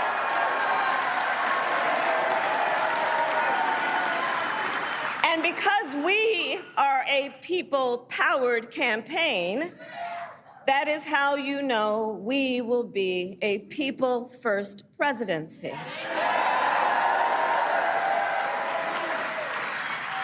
And Wisconsin, this campaign is also about two different visions for our nation. One, where we are focused on the future. The other, focused on the past. We believe in a future where every person has the opportunity not just to get by, but to get ahead.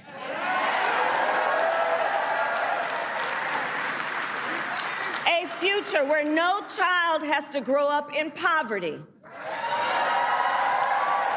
Where every worker has the freedom to join a union.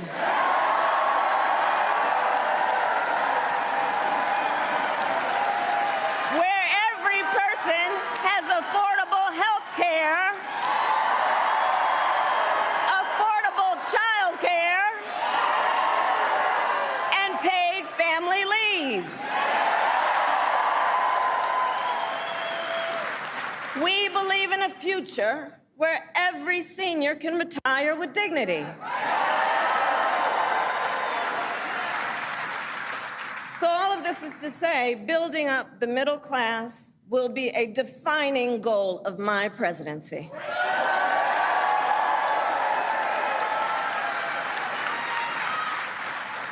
Because here's the thing we all here, Wisconsin, know. When our middle class is strong, America is strong.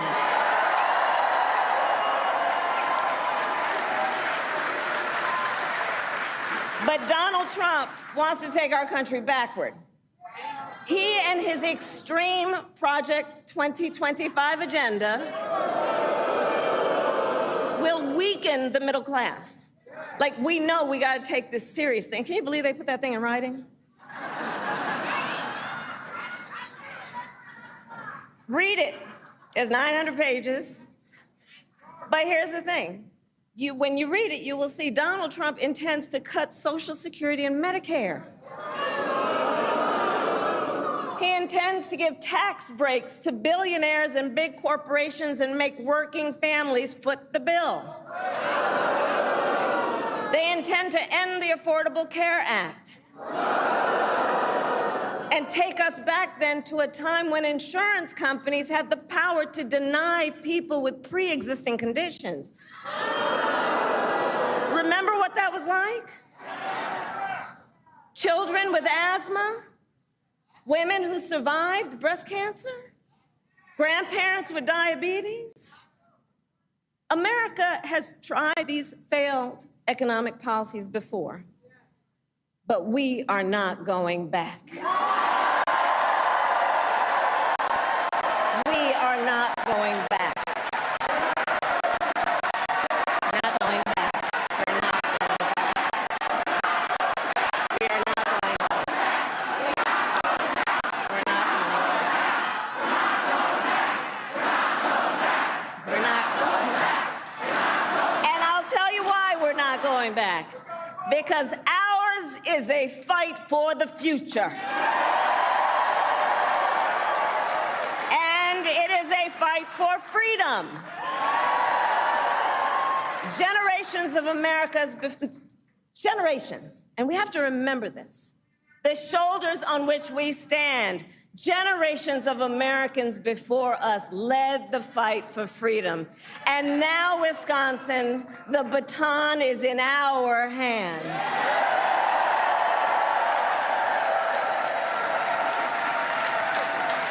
We, who believe in the sacred freedom to vote, will make sure every American has the ability to cast their ballot and have it counted. We, who believe that every person in our nation who should have the freedom to live safe from the terror of gun violence, will finally pass red flag laws, universal background checks, and an assault weapons ban.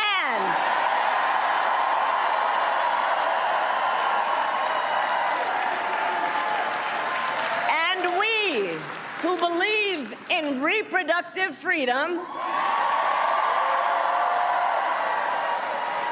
will stop Donald Trump's extreme abortion bans because we trust women to make decisions about their own body and not have their government tell them what to do.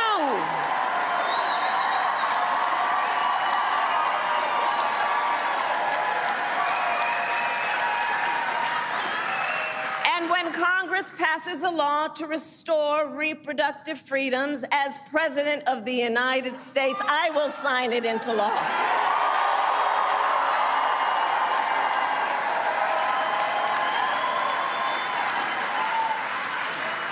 So, Wisconsin, ultimately in this election, we each face a question. What kind of country do we want to live in? A country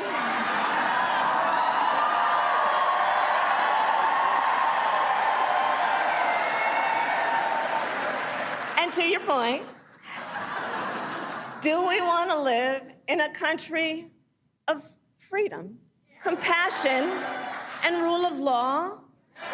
Or a country of chaos, fear, and hate? And here's the beauty of this moment. We each have the power to answer that question. The power is with the people. We each have the power to answer that question. And in the next 105 days, then we have work to do. We have doors to knock on, we have phone calls to make, we have voters to register, and we have an election to win.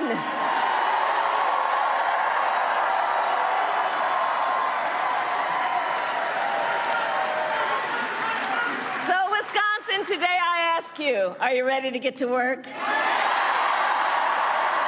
we believe in freedom? Do we believe in opportunity?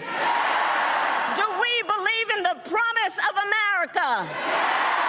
And are we ready to fight for it? And when we fight, we win. God bless you.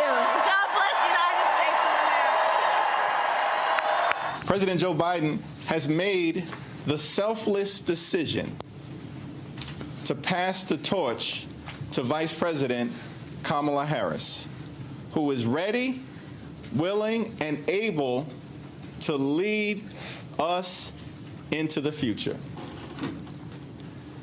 Kamala Harris and her candidacy has excited and energized the House Democratic Caucus, the Democratic Party, and the nation.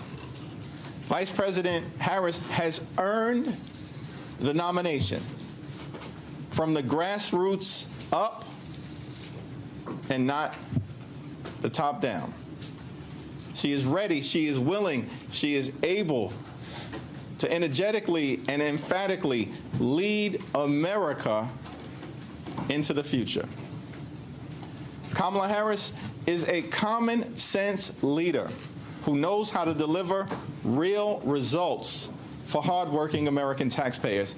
Kamala Harris is a courageous leader who has worked hard throughout her entire career to keep our communities safe. Kamala Harris is a compassionate leader who will build an affordable economy that makes life better for everyday Americans. Kamala Harris will fight for our freedom. Kamala Harris will fight for our families. Kamala Harris will fight for our future. I'm proud to strongly endorse Kamala Harris to be the 47th President of the United States of America. We're going to hold the Senate. We're going to win the House. We're going to elect Kamala Harris as our next president in November. President Biden's selfless decision has given the Democratic Party the opportunity to unite behind a new nominee, and boy, oh boy, are we enthusiastic. Since President Biden's announcement, we've seen the Democratic Party swiftly coalesce behind Vice President Kamala Harris. When I spoke with her Sunday, she said she wanted the opportunity to win the nomination on her own, and to do so from the grassroots up, not top down. We deeply respected that, Hakeem and I did. She said she would work to earn the support of our party, and boy, has she done so in quick order. Vice President Harris has done a truly impressive job securing the majority of delegates needed to win the Democratic Party's nomination to be our next president of the United States. The vast majority of my senators quickly and enthusiastically endorsed her. So now that the process has played out, from the grassroots bottom up, we are here today to throw our support behind Vice President Kamala Harris. I'm clapping. You don't have to. It's a happy day. What can I say? Together, we will keep and hopefully grow the Senate majority. And under future Speaker Hakeem Jeffries, we will win back the House. Democrats are moving forward stronger and more united than ever before.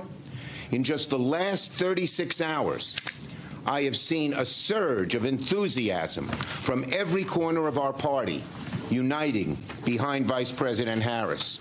An enthusiasm felt in every corner of the country, and it's contagious among Democrats. The volunteers, the small contributions, they're just pouring in ways even beyond our expectations. Now, we all know that Vice President Harris has a tremendous record to run on.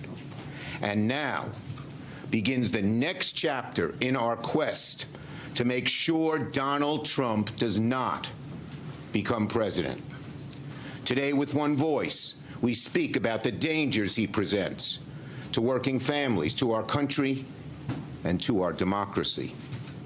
We see very clearly how nervous the Republicans are about our new nominee. Well, they ain't seen nothing yet. Last night, Vice President Harris secured a majority of delegates.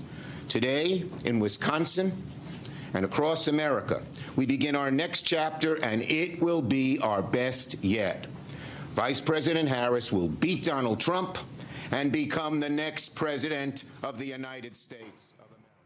All right, so Randy Mustafa and Joy, is it me, or did I pick up on some audience shade? He thought they were gonna clap, and the audience was like, yeah, we know what y'all did to Joe Biden, but we ain't clapping on you. Am I the only one who picked up on that? Any one of y'all picked up on that? The silence said a lot. The silence was deafening. There was definitely a little shade. Y'all can clap. And nervous laughter. They were like, when you done and when she coming out? Mustafa, but Mustafa, what did you think? Because I was just sitting there cracking up because the audience kind of like, yeah, all right, come on. I think the folks in the audience are like a lot of folks across the country said, we're going to take it from here because we're not going to allow any games. We know the games that are often played on Capitol Hill, and we're going to make sure that we are very clear about our commitment and what our set of expectations are, and we're not going to let y'all muddy it up. So that's where the silence was letting you know you don't have as much power as you think you do, and that we are reclaiming our power. I'm impressed with the energy that's going on and that people are getting engaged and saying, I'm going to give you my vote, I'm going to give you my money, but I'm also going to show up and I'm also going to make sure that there's accountability in the process. And I know Kamala Harris well enough that she appreciates that people are also going to hold her accountable for the things that she says that she's going to do. But folks are also going to make sure that she has the support around her that's necessary. And that means that we're going to vote on the state level, the county level, on the local level, and to make sure that all these various pieces that we often forget about or often don't get the attention that they deserve are going to be rectified this time, so that everybody can make sure that no one is left behind, as we often say. Roland, I'm going to throw my own shade. I don't know if you can hear me. Yeah, we got you. But, yeah, when I saw George Clooney come out tonight saying that he endorsed Vice President Harris, I said, oh, that's nice. That's nice. But we will never forget how they treated Joe Biden, the public nasty way in which they went about this so-called party insiders, donors, et cetera. That was offensive to people. So, yeah, we're very excited about Vice President Harris, but we can also feel that the way they put our party in a tailspin with their public, hand-wringing and public backstabbing, et cetera, of Joe Biden was also wrong. Both things can be true. And I know that's a controversial view. I believe that we are in the right place, but I can also feel that there's a way you do things and the way you don't. And so I think there are many people in that position. And what this revealed is we actually don't enjoy the sausage making. We don't enjoy these donors. We don't enjoy these so-called party insiders. And you know what? If Joe Biden has to focus on the presidency and retire his candidacy, he shouldn't be the only one. Really, time's up for all of that. And Vice President Harris is really focused on the people, hearkening back to her original campaign strategy for the people. The grassroots donors, the grassroots delegates. That's who's putting her over the edge, not these super delegates. Well, guess what? The one person, remember he called for an open convention? Boy, anybody notice President Obama, the last one standing? Because Nancy, Chuck, Hakeem, everybody, Bill Clinton, Hillary Clinton, all her potential rivals, everybody done endorse her except Obama. Bueller? Bueller? For those old enough to remember. I'm just saying. Barry? I'm just saying. You look kind of on a lonely island. All right, y'all, that's it. Let me thank Joy. Let me thank Mustafa. Let me thank Randy. I appreciate it. Thank you so very much. Let me thank all of you for watching as well. While we were playing the Vice President Kamala Harris segment, I actually was live on Joy and Reed show, The Readout. And so y'all can check that out. We'll restream that segment a little bit later. Y'all know I had a few things to say, so we'll do that. So y'all be well. Hey, support us in what we do. Join the Bring the Funk fan club. Send your check and money order, P.O. Box 57196, Washington, D.C. 20037-0196. Cash App is $RM Unfiltered. PayPal are Martin Unfiltered. Venmo is RM Unfiltered. Zelle, Roland at RolandSMartin.com. Roland at RolandMartinUnfiltered.com. And so that's how you can support us. And of course, download the Black Star Network app, Apple phone, Android phone, Apple TV, Android TV, Roku, Amazon Fire TV, Xbox One, Samsung Smart TV. And lastly, be sure to get a copy of my book, White Fear, How the Browning of America is Making White Folks Lose Their Minds, available at bookstores nationwide. Y'all be well. Talk to y'all tomorrow. Holla! Black Star Network is here. Oh, no punch! I'm real revolutionary right now. Thank you for being the voice of Black America. All momentum we have now, we have to keep this going. The video looks phenomenal. See, there's a difference between Black Star Network and black-owned media and something like CNN. You can't be black-owned media and be scared. It's time to be smart. Bring your eyeballs home. You dig?